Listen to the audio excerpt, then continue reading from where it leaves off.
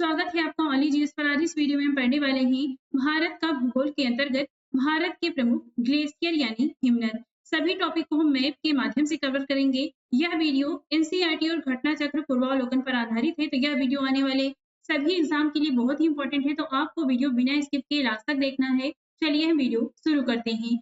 Glacier को हिमनद या हिमानी भी कहते हैं। ग्लेशियर बर्फ की एक विशाल चादर होती है जो पर्वतीय क्षेत्रों में हिमपात यानी स्नोफॉल के होने से बनती है। ऊंचाई बढ़ने के साथ तापमान कम होता है, इसलिए पर्वत की चोटियों पर हिमनद दिखाई देते हैं। वर्ष दर वर्ष हिम के एकत्र होने से निचली परतों के ऊपर दबाव पड़ता है और वे सघन बर्फ के रूप में परिवर्तित हो जाती हैं। गुरुत्वाकर्षण बल के कारण हिमनद नीचे खिसकना प्रारंभ करते हैं। हिमनद के नीचे आने पर तापमान कम होने के कारण बर्फ पिघलती है, जिससे नदियों का निर्माण होता है। यहाँ पर आप इस चित्र में देख सकते हैं, जैसे इस चित्र में देखें तो यहाँ पर हिमपात हो रहा है। हिमपात होने के साथ ही यहाँ पर जब वर्ष दर वर्ष हिमपात होता जाएगा तो ये सघन बर्फ के रूप में परिवर्तित होंगी और एक पर्वत के रूप में ऊपर यहाँ पर ये पर्वत चोटी के रूप में इसका निर्माण करेंगी। और इसके बाद में गुरुत्वाकर्षण बल के कारण, क्योंकि वर्ष दर वर्ष जब बर्फ की मात्रा बढ़ती जाएगी तो वो नीचे आना शुरू करेंगे गुरुत्वाकर्षण बल के कारण, और नीचे आने पर नीचे का तापमान कम होगा, जिससे वो पानी के रूप में पिघलेंगी और इनके पिघलने से यहाँ पर इस प्रकार से नदियों का निर्माण होता है। पर्वतों पर जिस रेखा के ऊपरी भाग में हिम कभी नहीं पिघलती, उस रेखा को हिम रेखा यानी स्नो लाइन कहते हैं। यहाँ पर इस चित्र में अगर हम देखें तो एक लाइन होती है जिसके नीचे ठंडी, गर्मी, बरसात किसी भी मौसम में उसके नीचे की जो बर्फ है वो नहीं पिघलती। तो जहाँ से बर्फ साल के किसी भी महीने में नहीं पिघलती, उसके ऊपर की जो बर्फ होती है यानी उसके ऊपर की जो पर्वत होते हैं, यहाँ पर इन बीच में जो लाइन है इसे ही हम स्नो लाइन कहते हैं। यहाँ पर इस चित्र में भी आप देख सकते हैं नीचे का जो एरिया है, यहाँ पर अगर आप देखें तो यहाँ पर बर्फ नहीं है, लेकिन ऊपर अगर हम देखें तो ऊपर हमें बर्फ की चोटी दिखाई दे रही है। अक्षांशों, उच्चावच, वर्षण की मात्रा, आर्द्रता, ढाल एवं स्थानीय स्थलाकृति में भिन्नताओं के कारण हिमालय के अलग-अलग हिस्सों में हिम रेखा अलग-अलग होती है। जिन भागों में आर्द्रता अधिक है वहाँ हिम रेखा नीची होती है। यहाँ यानी कि जिन भागों में आर्द्रता अधिक होती है वहाँ पर जो हिम रेखा होती है वो नीचे ही बन जाती है, यानी काफी नीचे से ही नीचे जो रेखा होती है इसके नीचे ही बर्फ पिघलती है, बाकी ऊपर की जो बर्फ होती है वो नहीं पिघलती। भूमध्य रेखा पर हिम रेखा की ऊंचाई 4550 मीटर से 5460 मीटर तक हो सकती है, जबकि ध्रुव प्रदेशों यानी ध्रुवों पर हिम रेखा सागर तल के निकट रहती है।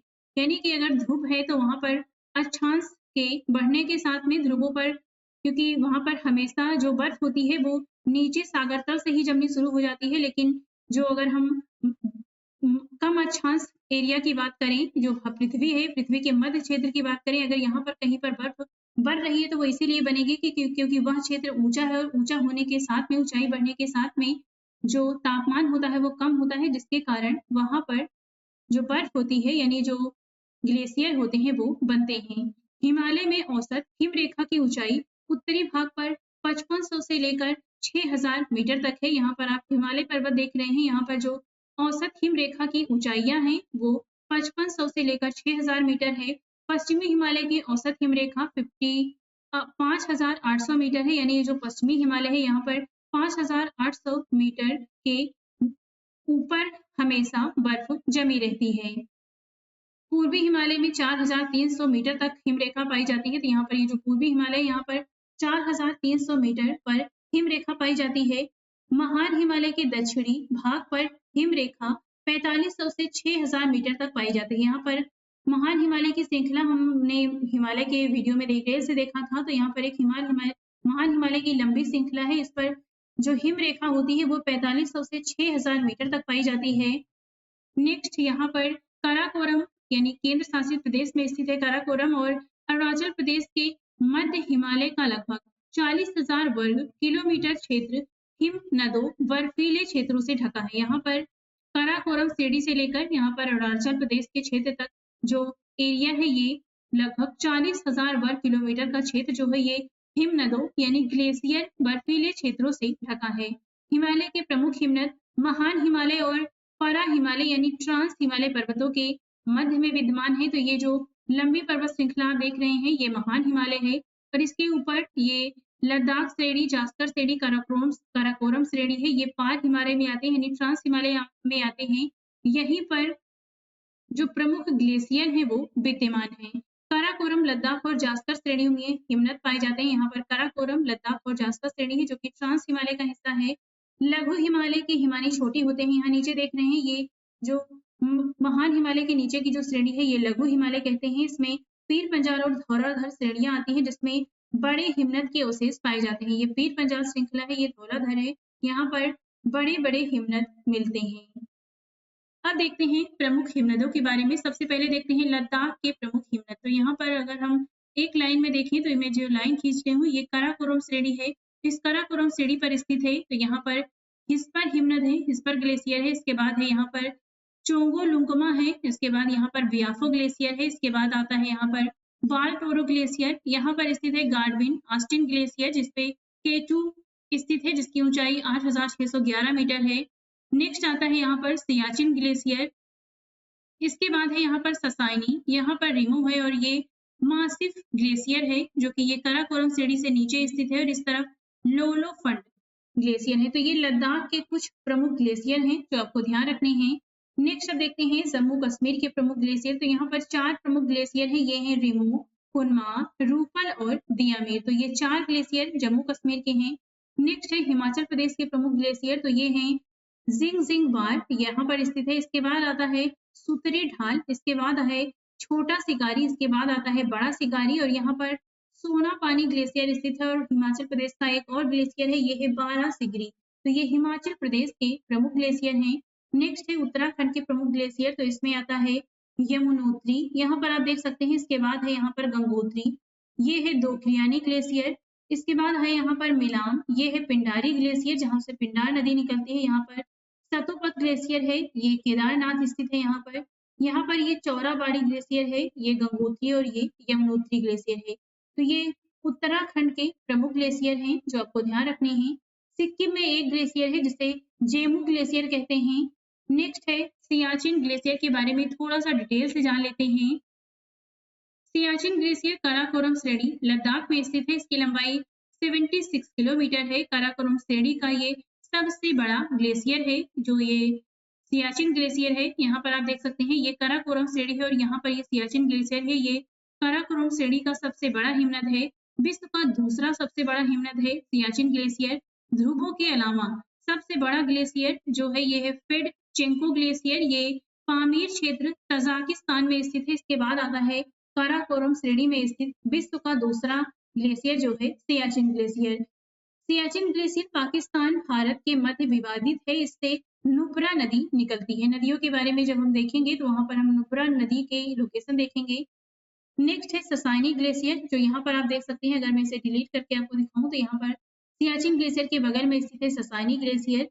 काराकोरम श्रेणी लद्दाख में स्थित है। इसकी लंबाई विवादित है। तो ये हम देख लेते हैं, किसी बुक में 68 किलोमीटर दिया गया है। अगर हम घटना चक्र की बात करें तो इसमें 17.85 किलोमीटर इसकी लंबाई है। तो ये अब लंबाई में विवादित है, तो ये आप ध्यान रखिएगा। सियाचिन ग्लेशियर बड़ा है या ससाइनी? तो उत्तर प्रदेश लोक सेवा आयोग के अनुसार सियाचिन ग्लेशियर बड़ा है। यानी अगर आप उत्तर प्रदेश लोक सेवा आयोग का कोई भी एग्जाम दे रहे हैं तो आपको इसमें जो बड़ा ग्लेशियर लगाना है वो सियाचिन लगाना है। इलाहाबाद उच्च न्यायालय का एग्जाम दे रहे हैं तो उनके अनुसार जो सबसे बड़ा ग्लेशियर है ये ससाइनी है।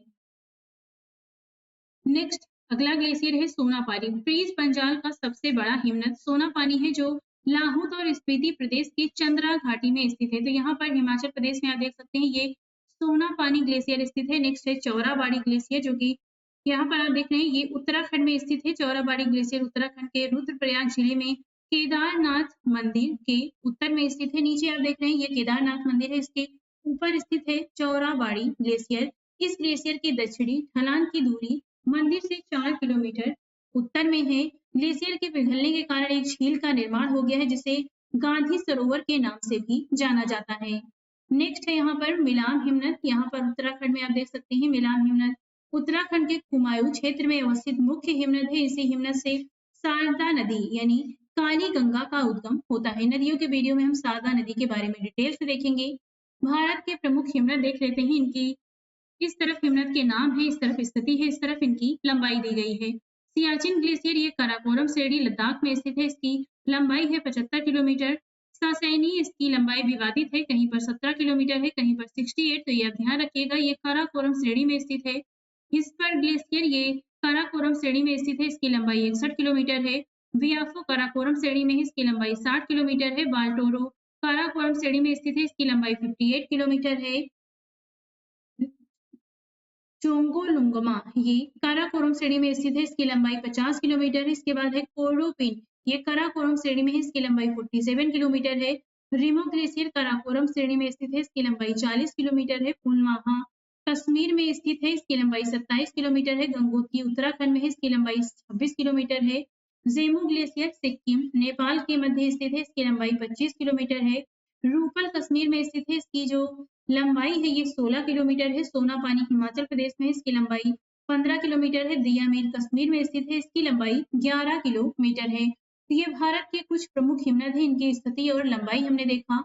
अब हम भारत के प्रमुख हिमनद को एक ही मैप में एक साथ देख लेते हैं। तो सबसे पहले अगर मैं शुरू कर रही हूँ तो मैं यहाँ पर सिक्किम से शुरू करते हैं। सिक्किम में स्थित है एक ही ग्लेशियर, ध्यान रखना है जो प्रमुख है ये है जेमू ग्लेशियर। इसके बाद आता है उत्तराखंड। उत्तराखंड में स्थित है यमुनोत्री, गंगोत्री, यहाँ पर इसके बाद दोखियानी, यहाँ पर स्थित है मिलान ग्लेशियर। इसके बाद यहाँ पर पिंडारी है, ये है सतोपत ग्लेशियर। इसके बाद यहाँ पर केदारनाथ मंदिर स्थित है और ये है चौराबाड़ी ग्लेशियर।